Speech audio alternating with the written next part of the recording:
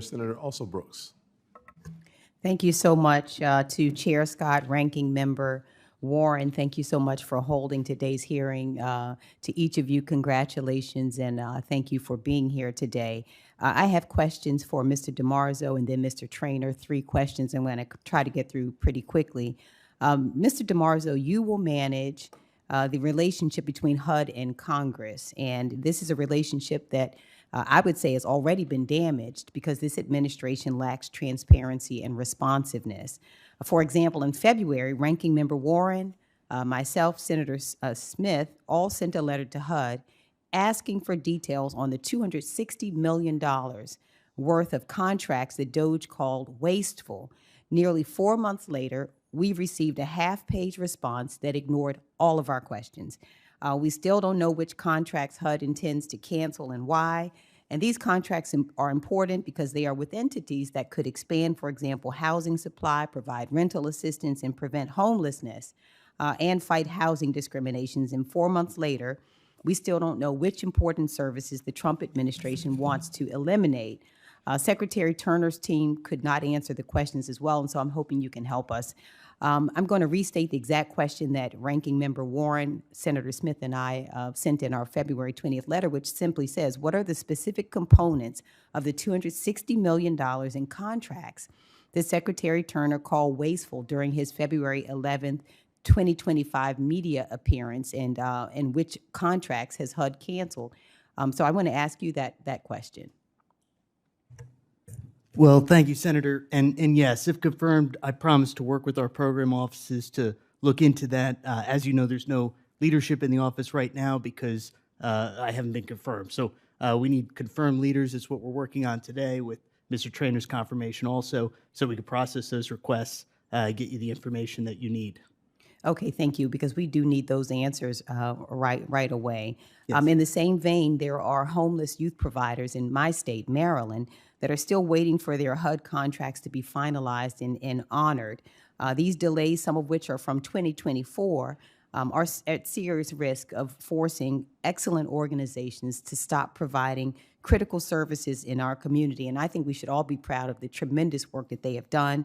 I'm also proud to partner with my colleague, Senator Katie Britt, on legislation that would support homeless organizations by aligning the federal definitions of homelessness, streamlining services, and leveraging resources. And so I'm so frustrated that these organizations in my state and across the country cannot access their funding. And this is months after HUD has awarded the contracts. And little information has been provided. Will you also work to make sure that we can, we want to know the status of the HUD contracts, particularly youth homelessness demonstration program contracts, which are preventing us from ending youth homelessness. So just want to ask whether you will work with us to get the information that we need quickly in any specific situation that these situations can be resolved. Well, thank you, Senators. The Secretary testified yesterday to Senate Appropriations. Youth homelessness, foster youth, helping and supporting them is one of his top priorities for the department. So absolutely, we'll work with your office and Senator Britt's office. If confirmed, I'll work with the program office leadership to look into that and help you with that issue. Thank you so much. Mr. Traynor, the Fair Housing Act is one of the enduring legacies of the civil rights movement, and recent investigations by HUD have led to millions of dollars in relief for victims of fraud and bad practices from landlords and mortgage lenders.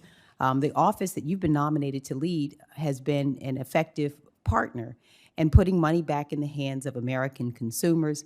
Yet more than 115 fair housing cases have been halted or closed since President Trump entered office. The president has proposed slashing your budget by 2/3, and reports suggest that 1/3 of your future employees could be eliminated. So Mr. Traynor, know you don't control the budget, but want to know whether you do have the power, however, to at least provide a thoughtful answer to constituents on this committee as to why 115 cases have been terminated. So wonder whether you will commit to providing information to this committee and to the affected parties about the 115 pending housing discrimination cases that have been terminated or halted by President Trump.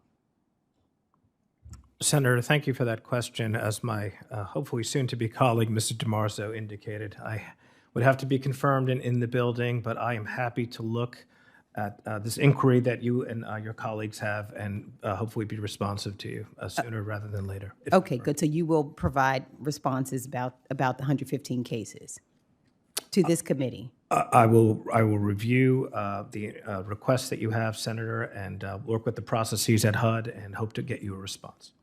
No, not hope to get me a response. I'm asking whether you'll get this committee a response, the Banking, Housing, and Urban Affairs Committee.